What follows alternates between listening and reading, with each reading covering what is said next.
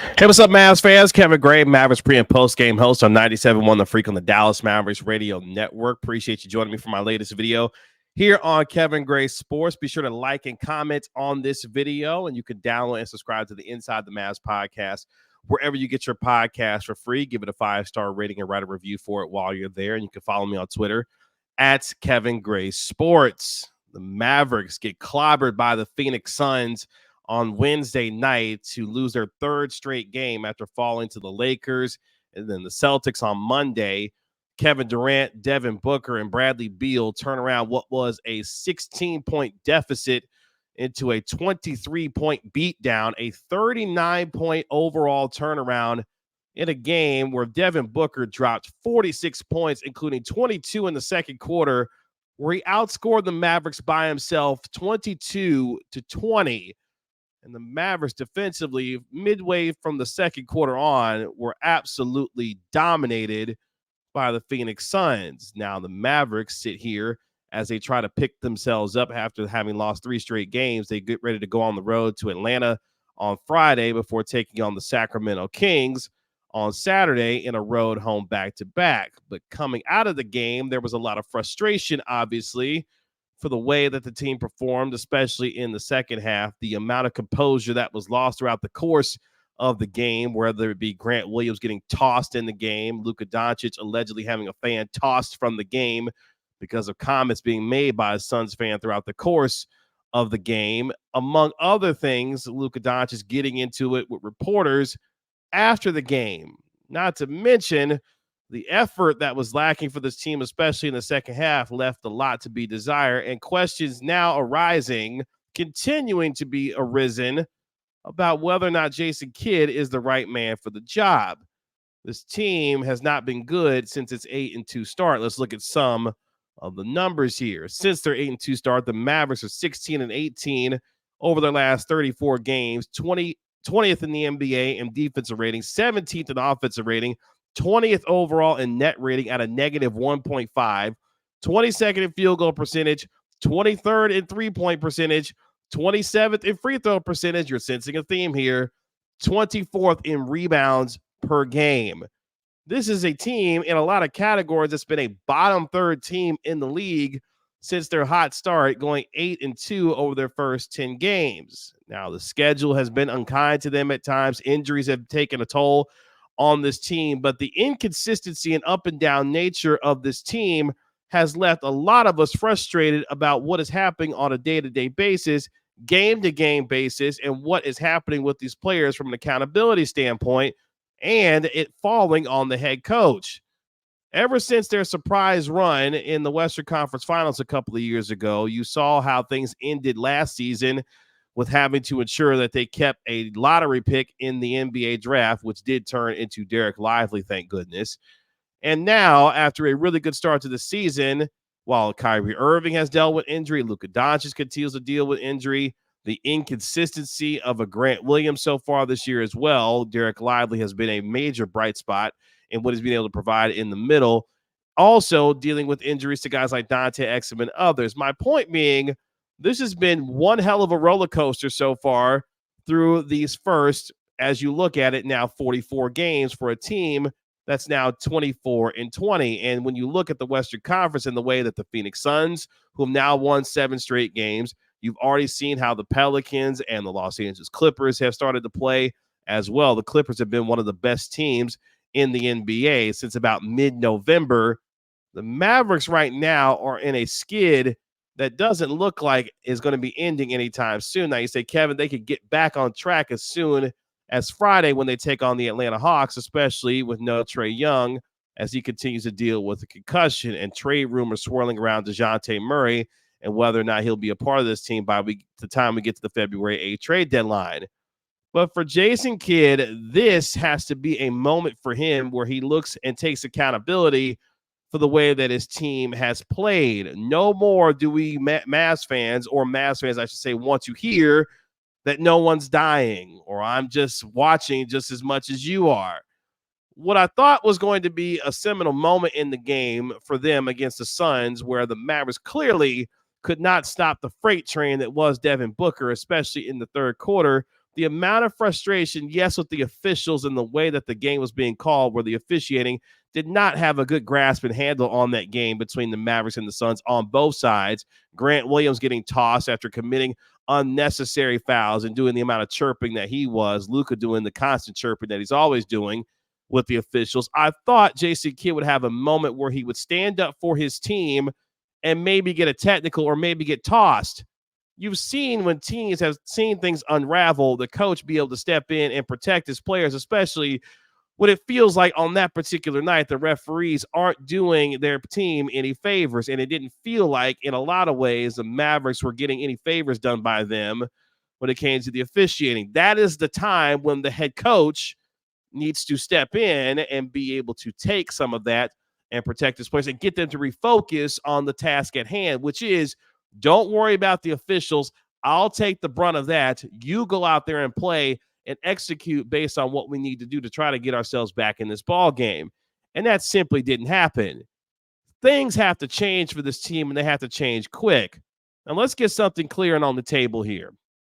The Mavericks are not going to fire Jason Kidd midseason. And you say, Kevin, how can you say that when you looked at the Milwaukee Bucks and they fired Adrian Griffin, even though he started the season 30-13? Those circumstances are a little bit different in Milwaukee. We saw and I continue to hear about reporting how things started to go south rather quickly for Adrian Griffin with the resignation of former Maverick assistant and NBA champion assistant coach Terry Stotts, and him resigning within days of an altercation that he and Adrian Griffin had, according to reporting. But at the same time, Milwaukee's in a situation where it's championship or bust for them. They made a major move to get Damian Lillard to go along with Giannis Antetokounmpo to be able to increase the ceiling for that team, and they have a chance to win a championship right now. And if the coach, based off their situation, wasn't providing what they needed, you have to rip the Band-Aid off and move on. The Mavericks are in a little different spot when it comes to Kidd, a team that still needs improvement on their roster. Yes, with the NBA trade deadline coming up, I don't know how much they'll be able to make a move based on the roster that they have right now. But more importantly, Luka Doncic at 24 years of age, continuing to help this team try to get into a position where they're a true contender in the West, because right now, even being 4 games above 500, you don't consider this team right now a true top 6 team or even the possibility of being a top 4 team. They are about what they are, which is a play-in team, which should not necessarily be the case when you have a top 5 talent and Luka Doncic and a top 15 player in the league in Kyrie Irving. Yet here we are. So all of this to say is this falls on the shoulders of Jason Kidd. You can blame roster construction when it comes to Nico Harrison and Mark Cuban. You can blame inconsistency. You can blame the lack of continuity when it's come to injuries that have sabotaged this team throughout the course of its first 44 games. But at the same time, it still remains all the responsibility falls on the head coach. And when you look back at the history of Jason Kidd and how things ended for him in Brooklyn, how they ended for him in Milwaukee, and how things are trending right now for him in Dallas, he has to be the reason why things turn around, whether it be getting a little bit more chippy. We've seen at times from him this year when he has stood up to reporters such as Tim McMahon during that infamous press conference where he said, hey, write some positive blank. But at the same time, there hasn't been enough sense of urgency and fire, it appears, from this head coach when it comes to getting this team turned around. And the word we continue to use, that I'll continue to use for this team, is accountability. It doesn't seem to be any when you look around. Even with Luka Doncic and the way things went down with that fan, it doesn't lend itself to a team that can keep its composure. And you saw that play out in the game against the Suns. If you want a microcosm of how this season has gone for the Mavericks, watch the Phoenix game from Wednesday. A team that was hitting a barrage of three-pointers, especially in the first quarter, lost their composure. Grant Williams going into business for himself, getting a technical foul. Yes, I know Nurkic and Durant each got technical fouls as well, but trying to set a tone in a rivalry game where an extra set of tone didn't necessarily need to be had. Now, Luka Doncic saying post-game that, hey, we've got to be a more physical team in order to be able to find ourselves winning games. But what you have to be, if you're going to be a true contender in the West or just a good team, period, is the ability to keep your composure. The Mavericks simply haven't been able to do that, and it's reared its ugly head when it's mattered most, whether you look at the Phoenix game on Wednesday, where you look at the bad loss that they had against a shorthanded Memphis Grizzlies team, a really bad loss to a very shorthanded New Orleans Pelicans team as well. There have been really good wins for this team. I go back to the Christmas Day game on the road in Phoenix where Luka Doncic dropped the 50 points. The Minnesota Timberwolves win when we thought that that was a signature win for them as well. Beating the New York Knicks and Jalen Brunson's return to the American Airlines Center. Beating the New Orleans Pelicans when Tim Hardaway Jr. and Kyrie Irving both went off for over 40 points. Beating the Pelicans when they had Zion Williamson, Brandon Ingram, and CJ McCollum all back on the floor. There have been moments where we have seen this team be spectacular throughout the course of the year, but yet and still, when we watch this team, when it matters most, especially against really good teams, the upper echelon of the NBA, they simply haven't been able to bring it. This is a team that is under 500 against plus 500 teams so far this year. They've beaten up on a lot of bad teams, but they have not found themselves consistently playing against the best in the NBA. And when you have a team with two top-level scorers and Luka Doncic and Kyrie Irving, that simply can't be the case. And I don't know if there are maturity issues for this team that has to be solved or a lack of focus that unfortunately finds itself popping up at the wrong time. Somebody has to step up and grab a hold of this room and demonstrate the kind of veteran leadership that you see from other teams around the league. Because think about some of the best teams that you see in and around the NBA. They have veteran leader guys that are able to grab a hold of a locker room and ensure that teams and their individual players are playing to the collective standard that each organization is set based off what each organization decides those principles are. That is not happening right now in Dallas, and that is not a good sign moving forward, because who steps up to be leader guy? Is it Kyrie Irving? Is it Luka Doncic? Who is it going to be that's going to set a tone that figures out, hey, we can't come out here and allow ourselves to not only get out physical at times, but lose our composure that allows us to hang our heads when shots don't go down, as you saw, especially in that third quarter where the Suns dropped 43 points and defensively the Mavericks didn't have it because they weren't making shots on the offensive end, which is another reason why I bring this to the doorstep of Jason Kidd. There have been too many times when we have looked at this team and we've had conversations about how this team hangs their heads on the offensive end or on the defensive end when things aren't going well on the offensive end. At times, there's a lack of effort when shots aren't falling and body language being bad when things aren't going their way. That is the sign of an immature team, and that leadership starts at the top with his head coach. And until this coach decides to find a measure of accountability for himself that can trickle down to his team, this team is going to show the kind of inconsistency that we've seen so far from them this year. And if it doesn't change anytime soon, there is no confidence that I or you should have in this team's ability to make any kind of playoff run, because the inconsistent nature at which they play with doesn't lend itself to confidence about what they can be down the road in the playoffs if they find themselves getting into the playoffs. Now, here's the good part. You could turn it around by getting yourself a couple of wins here. You still do have Luka Doncic. You still do have Kyrie Irving, who, yes, is going to be dealing with that thumb injury, it appears, for a little bit longer, as he missed the game on Wednesday with that thumb sprain of his. But until the rest of the supporting cast, where there's concern, especially for Derrick Jones Jr. at the moment, where teams are sagging off of him, allowing him to shoot three-pointers, and he is not making teams pay the way that he was early on in the regular season. The inconsistency and up and down play of Grant Williams, where you saw the good of Grant Williams scoring 8 of the first 10 points in the game against the Suns, and then things turning around where he was not able to sustain his play and then going into business for himself, that ultimately sucked the momentum out of the game for that team. Then you look at the rest of this roster and you try to figure out where is the rest of it going to come from if you're going to be missing Luka or Kyrie on a given night. Tim Hardaway Jr. at times has been really good for this team this year. In fact, one of the leading 6 men of the year candidates in the NBA, especially when you look at, again, the example that he had against the New Orleans Pelicans, dropping over 40 points and helping Kyrie Irving win the game that day. But there are plenty of questions for this team that have to be answered. A team that right now defensively isn't playing well, a team that's not knocking down free throws, they're not shooting the ball well, And overall, this is not a team that you look at based off their roster, based off the way that they control themselves, that you can feel good about moving forward for the rest of the year. Again, winning solves everything when you look at their abilities and what they do have. You've seen the high levels of this team, and that is ultimately what is frustrating here.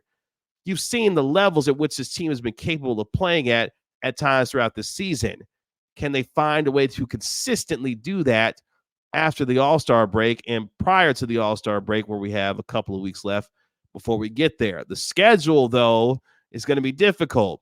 As I mentioned, they got a game on Friday in Atlanta. Then they come back home to take on the Sacramento Kings on Saturday. They still got games against the Orlando Magic, the 76ers, the Milwaukee Bucks, and they'll see the Minnesota Timberwolves again before the All-Star break. They've got to find a way to turn this thing around and turn it around quickly, because you and I know, based off how competitive the Western Conference is this season, a 3 to 5 to 6 game losing streak can have you being a top 6 team to being out of the play-in. That is how tight things are in the West, and why it's so concerning that this team has not found what they have needed to based off of what they need to going forward here. Luka Doncic, though, has got to be the guy that finds some measure of control. He picked up another technical foul at the end of the first half. You saw him having a fan who we have now come to learn apparently voluntarily removed themselves after security approached him in the game. All this to be said, though, it doesn't matter. Luka Doncic can't be bothered by what's going on in the crowd, so much so that he feels like he has to react to it to even have the idea of a fan being thrown out. There are all things are going to be said about him when it comes to either his play on the court, whatever his conditioning is. All of these things have been said and heard before. It is now time for him to grow up, because he is the focal point of this team, and his team needs him. And the way that this team goes, they follow him whether he believes it or not. And I think he realizes that his body language, the way that he comports himself, and the way that he carries himself day in and day out, especially on the floor, matters for this team more so than most teams in the league. And Kyrie Irving, who has been there, done that as an NBA champion, has to be able to help that out also. But you look up and down this roster, you don't see the veteran leader that can help keep Luka Doncic in line. And I'm not saying that Doncic necessarily needs a babysitter. What I'm saying is there has to be someone that has the ability to pull him aside and remind him that, hey, man, this train goes as you go. And the way that this train is moving right now is heading for a wreck. And right now, they're in the midst of a bad ride based on their last 3 games. Again, can they turn this around? Sure they can. But they've got to look themselves in the mirror, and each one of them have to hold them accountable for what has been a lackluster performance these last 3 games. And most importantly, Jason Kidd needs to find it. It all starts and ends with leadership. I don't make the rules here. This is simply how it goes. Jason Kidd is the head coach of this team. He is the guy that this team takes its cues from. And if he won't be the one to find any measure of accountability to start off for himself that trickles down to his team, then it's a lost cause. If there are teams who are willing to fire their coaches who are 17 games above 500, even a Washington Wizards team removed Wes Unseld, and we know how bad they are at 7-35 through their first 42 games. Why wouldn't Jason Kidd be potentially on that train? Again, as I said before earlier, I don't think he gets fired midseason, because the question that you have to ask yourself, to which I did ask you online, what kind of coach are you looking for? One that's offensively inclined, that can provide a measure of creativity for Luka Doncic and Kyrie Irving offensively. One that's more of a disciplinarian that allows the team to be able to feel the wrath of when things don't necessarily go well. Or someone like a Chris Finch, for example, who called out Karl Anthony Towns after he scored 62 points and said, look, man, we were an immature, undisciplined team in hunting for big numbers, and that's why they lost to the Hornets by 3, despite the fact that Karl Anthony Towns went off for over 60 points in a game. No matter who you may think needs to coach this team, the one that's currently there needs to find a way to be a better coach and do a better job, whether it be offensive creativity, out of timeout plays, whatever you feel like is going wrong with Jason Kidd. he has to be the one to fix it because it's not changing anytime soon. Unless Luka Doncic walks into Mark Cuban and Nico Harrison's office and demands for Jason Kidd to be fired, which I don't think necessarily will happen. Regardless, this team needs to find it and find it soon. Otherwise, you and I will continue to have these conversations, unpleasant ones, when it comes to this team. 24-20, 4 games above 500, outside of the top 6, but still with a chance to get some things turned around. But it starts individually with each player holding each other accountable, but more so for Jason Kidd, because what cannot happen is that he loses locker room. If he loses his locker room, then you and I have no reason to have that more conversations about Jason Kidd being the head coach of this team. And that's where we are. This team is perilously on the edge of having a locker room lost because their head coach won't take responsibility and accountability for the way that his team is played. He can't just sit on the sidelines like you and I watching. And he tried by calling some timeouts in the game against the Suns to no avail. Even with him trying to do so, his team did not respond to the way that they were getting beat down by the Suns. And if he can't keep the ear of his team and loses the locker room, then yeah, it's time to go. There hasn't been necessarily indications that that's happened as of yet, but if there's any inkling that that is the case, it's time to move on, and to move on quickly to figure out a better solution going forward, because the stakes are too high for a team that has 2 top 15 talents and are still finding themselves struggling mightily in a number of areas where they shouldn't be, especially offensively. That is on the head coach. That is on the leadership of this team. The Mavericks got to find a way to get it turned around, and turn it around quickly. You can find me on Twitter, Facebook, and Instagram at Kevin Gray Sports. Be sure to download the Inside the Mavericks podcast wherever you get podcasts for free. Give it a 5-star rating and write a review for it while you're there. Like and comment on this video as well. Let me know your thoughts on how you're feeling about the Mavericks right now. And you can also follow me wherever you find me on Twitter, Facebook, and Instagram, and also on the Inside the Mavs podcast, the official Mavericks podcast of 97.1 The Freak. I'll talk to you later. Peace.